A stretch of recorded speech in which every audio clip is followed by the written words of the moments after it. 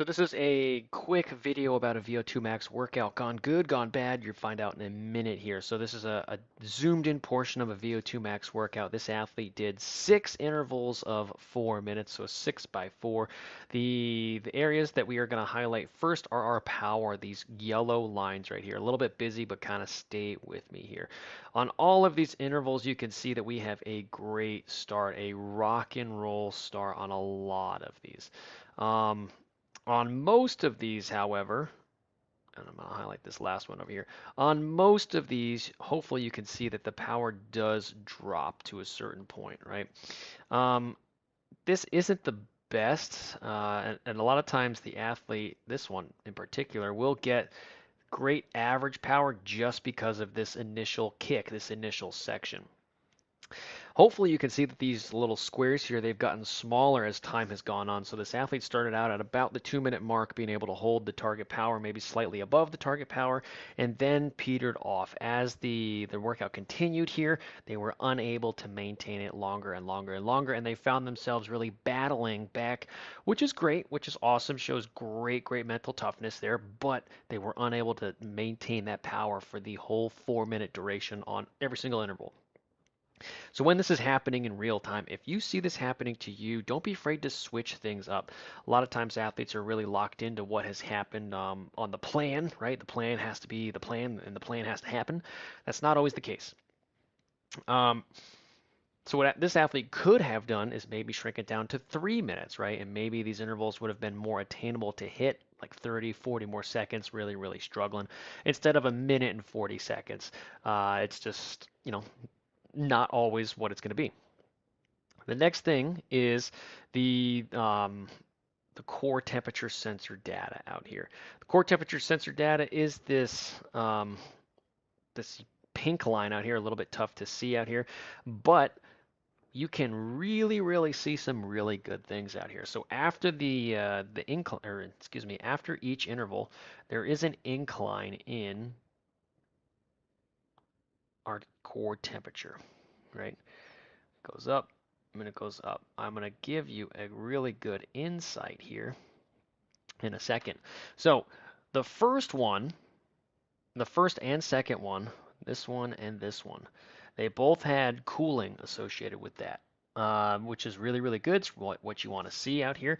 But the remainders did not. So I'm going to get rid of this section for you over here, and I'm going to get rid of this section in particular.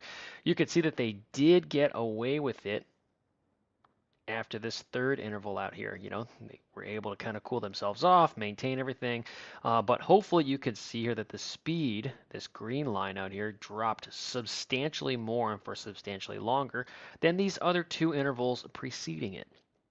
So core temperature kind of maintained out there.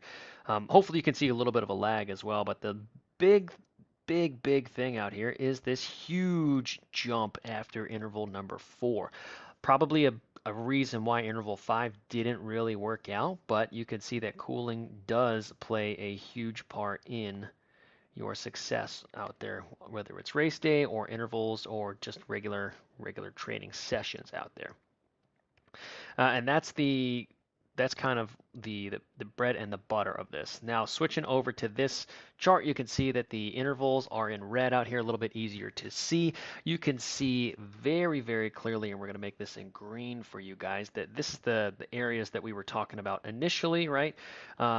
We were able to get to maybe about halfway for the first couple, and then that just shrinks and shrinks and shrinks, right? And we're just unable to hold on, right? So don't be afraid to shrink some of those intervals.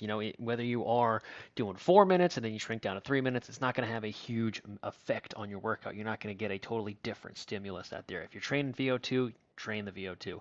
Another area to watch out for, right? On paper, this looks like a really great workout. There is a lot of time below that power VO2 max. So what you're going to have is a lot of time in that 85% of VO2 max right there. In my opinion, it's a little bit too low to be a really great VO2, a really true VO2 workout. You really want to have time in the 90 or 95 area range. and that can vary across individuals out there. But for the most part, that's typically what you're going to find is going to be your success.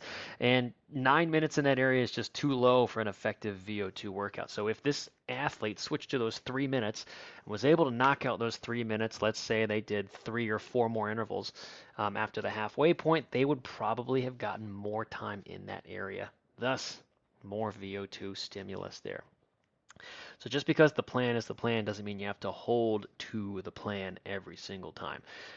Really, really cool insight out here. Really, really fun stuff. My favorite part is this core body temperature stuff. We know that we need more cooling out here. The biggest area, and I can just get rid of this for you guys here. The biggest areas that we need to keep in mind for next time, right? Area 3, Area 4. That is the biggest spots out here because we are able to have a drop in that core temperature right there before the last interval. So it's not like it was out of control, right? It's not like it was past the point of saving out here.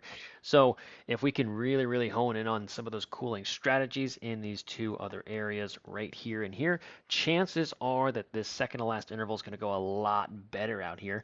Also combining the strategies that we talked about earlier. So if you like what you saw, like, subscribe, share all that fun stuff, and keep training, everybody.